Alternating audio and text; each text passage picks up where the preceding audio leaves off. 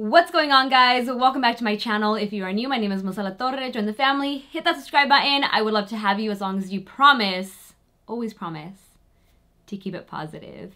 And in today's video, I'm going to be sharing some of my best kept secrets. Well, not really. It's not really a secret if you watch my channel regularly, but I am going to be sharing my favorite techniques and tips for getting your makeup to look like skin, even when you're wearing layers upon layers upon layers of makeup. And it's not really a secret if you watch my tutorials regularly. I have a bit of a technique that is my go-to when I want my makeup to look fresh, especially when I'm wearing it all day long, especially when I'm wearing it in natural sunlight, because you guys know you can do your makeup in the comfort of your home. You step out, you look at yourself in the mirror and you're like, oh my god, I look like I have so much makeup on. And I am going to zoom you guys on in so you can see what I'm talking about when I say that the skin looks like skin. And some of you might be a little shocked because with the products I'm using, it is a lot, but it doesn't look like a lot.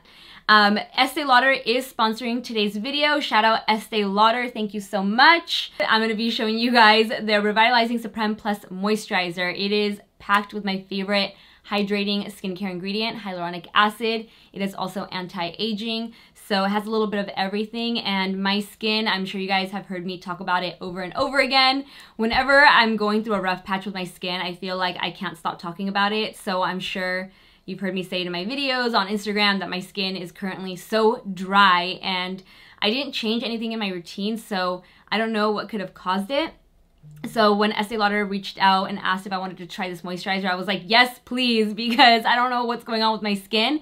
And this really has been helping. Prior to this moisturizer, I would do my skincare routine in the morning, and about halfway through the day, I would get that dry and tight sensation around this area. This is normally where I experience the dryness, but since I've been using this moisturizer, I haven't experienced that, so I'm excited to share it with you guys in today's video, as well as my best tips, tricks, and techniques for getting fresh looking skin.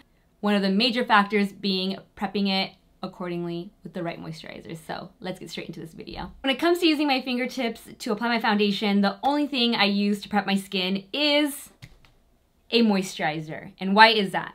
I find that with primers, some of them can actually make your foundation look worse. It'll make it look like you have a lot of foundation on. It'll clump up in certain areas. Not that I don't like primers, don't get me wrong. I do use primers for certain occasions or when I'm trying to target a specific concern, but for the most part, all you need is a really good moisturizer that's gonna keep your skin hydrated and that's gonna work well with your foundation to have it looking like skin. So this is where I wanna talk to you guys about the Revitalizing Supreme Plus Moisturizer by Estée Lauder.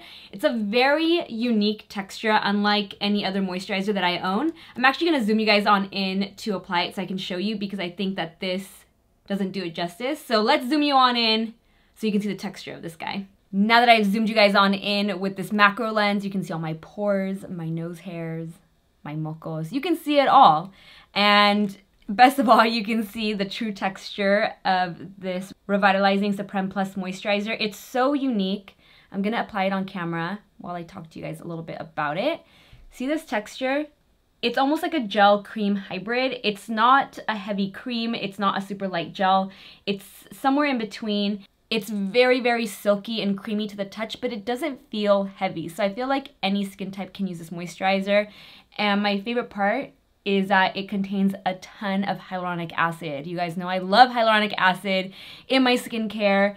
It is what is found or naturally occurs in our bodies. It keeps us hydrated, moist, lubricated, and when you use it in your skincare, it hydrates your skin from within. So I love products containing hyaluronic acid. So this moisturizer contains hyaluronic acid, a large amount of hyaluronic acid, and it's also anti-aging, which I'm always on the hunt for, something that's anti-aging, hydrating. I want it all. And on top of that, as an added bonus, it works well with makeup because of that silky texture. So using a moisturizer that is going to keep your skin hydrated and give your skin that nice slip is what is going to make your foundation look like skin, not only when you first apply it, but throughout the day. Because if your skin looks dry halfway through the day, or if it feels dry, your foundation will start to crack and look cakey, heavy. For me, I get dry around here, so I add a little extra moisturizer in this area because if I start to get dry here and all day I'm talking, laughing, and my foundation is starting to dry down, it'll look really cracked and matte and dry. You guys know what I'm talking about. So I just make sure I give it a little extra love with some extra moisturizer. I'm applying it all over, also down the neck, because we do apply our foundation down our neck as well. If you don't moisturize and you try to apply foundation, it sticks to the wrong areas, it sticks to dry skin, it doesn't blend out nicely. And again, I just really love the texture of this moisturizer because it gives such a nice finish and it doesn't leave you looking oily, it doesn't feel heavy. It's great for daytime, nighttime. And to show Estée Lauder a little extra love, I'm going to be using the Double Wear Foundation. This is a heavy-duty, long-wearing foundation, full coverage, but you will see that it'll still look like skin for such a full coverage, heavy-ish foundation.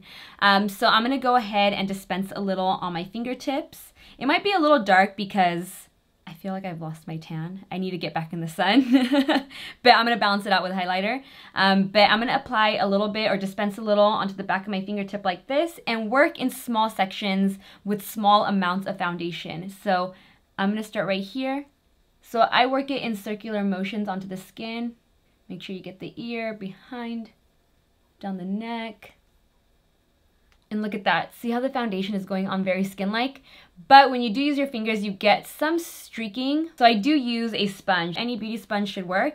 And then afterwards, I go in and stipple. And what this does is it blends out any of those streaky lines from your fingertips. And it also picks up any excess foundation so you don't have a large amount on the skin, which will have it looking more like your natural skin versus foundation. And I just go and do that across the entire face. So again, small amounts of foundation, not a full pump. Also, you get the most out of your foundation when using this technique. If you apply your foundation directly with a beauty blender or a brush, a lot of the foundation actually gets left behind in the tool versus your skin. This way, you're getting the most for your money, for your expensive foundation, because the moisturizer also allows you to really glide that foundation on and not even sheer it out, but just get that nice thin even layer so you don't feel like you have to use a ton of foundation to get the finish that you want. Also, another concern I get a lot from you guys is my foundation isn't going on my nose. Why? I don't know why that is. It used to happen a lot when I would do makeup on clients. For some reason, foundation sometimes just doesn't like to adhere to the skin on the nose, but using your fingertip does allow it to go on really nicely. So same thing, small amount, I work it onto the nose with my finger. It's almost like the warmth of your fingers breaks down the foundation and really melts it into your skin. The same way it feels when you apply a moisturizer. And the shade I'm using in the foundation is shade 2W2 Rattan. But again, I think it might be a little dark for me at the moment, but we're gonna work with it. Here is a good look, up close look at my foundation after applying it with just my fingertips and blending it out with the sponge, the Ofra sponge. You can see for a full coverage, long wearing matte foundation, it looks clean. It looks like skin, right? And I was gonna leave it here, pero I was like, you know, there's a lot of factors that go into your foundation or your makeup looking like skin, not just the foundation. So I'm also gonna show you guys up close how I would apply my concealer. So instead of just packing it on, what I like to use is a concealer brush. I pick it up on the concealer brush, and I'm almost gonna do the same thing with the brush. I'm gonna warm it up on the skin before blending it out. So I'm going to, let me lift this mirror up. I'm going to sort of blend it in and work it in with the brush. And then instead of waiting to blend it out, I go in immediately afterwards. So I think the key is to work in small sections versus doing it all at once and blending it out. This way, you also don't use a lot of product. And again, let's take a up close look at this skin. Still looks like skin. Setting powder, it's the one thing people are afraid of because they think it makes it look like they're wearing too much makeup, dry, powdery, cakey. Again, if your skin is hydrated, you're not gonna look dry later on in the day. If you find that no matter what powder you use, you still look dry, I recommend using a powder that is talc-free. A talc-free powder will be a little more forgiving, and I'm only gonna use however much powder I need to lock everything in place. I'm not going to pile it on.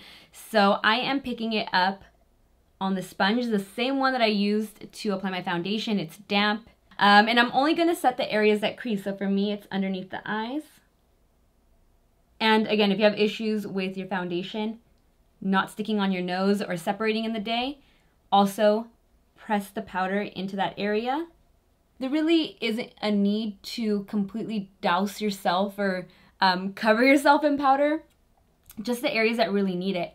And not overusing powder will keep it looking really natural. When it comes to bronzer, I like to use a tapping method because the way you blend your powder products on your skin can also shift around the foundation and concealer that you worked so hard to get to look like skin in the first place. And a brush that is incredibly soft is gonna work best. If a brush feels at all prickly when it's touching your skin, it's probably not a good brush and it's probably gonna disrupt your foundation underneath. I have this Luxie one, the 522 tapered highlighter. It's been really worked in. I'll actually use this one today because I always use the Hourglass one. It's incredibly soft and I like that it's round and domed. And I'm gonna use a light patting motion, especially because we didn't set with powder the entire face. It's still a little wet and tacky, so you just wanna press the powder in like this. I like bronzers that aren't extremely pigmented because I like to build on the color with this technique. So every section of the face that I'm bronzing or contouring, I'm doing a light tapping motion and blending it in the same direction. So I'm not swirling it in, I'm not aggressively rubbing it back and forth, I'm just doing a light tapping motion and then kind of sweeping it backwards. Not sweeping, but you know, tapping in this direction, like going back.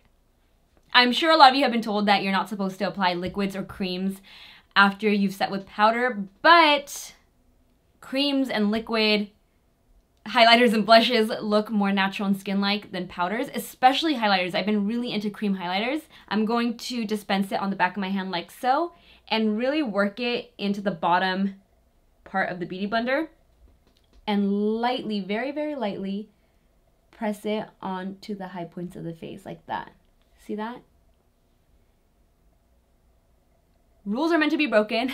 Take it as a general rule. Yes, you can mess up your foundation and powder with cream and liquid products afterwards, but if you apply it like so and you don't try and work it in or work it in with your fingertips, you get a really nice finish. And for the final step that you should all be doing, you want to mist yourself to tone down the look of powder, really melt everything into the skin and have it not look like makeup. So for that, I'm using the Estée Lauder Set and Refresh Perfecting Makeup Mist. It has a really fine mist, so it's not going to, again, disrupt all that makeup you worked so hard to layer on. It's just going to make it look like skin. And I always do vertical and horizontal.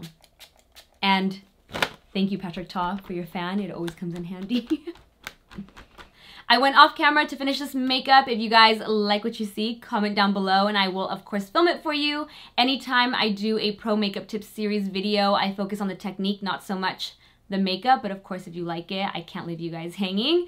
But anyway, I'm gonna zoom you guys in on this last bit of footage I got before doing the eyeshadow on the lip to show you how good the skin looks, even with a foundation like Double Wear, which is pretty heavy duty.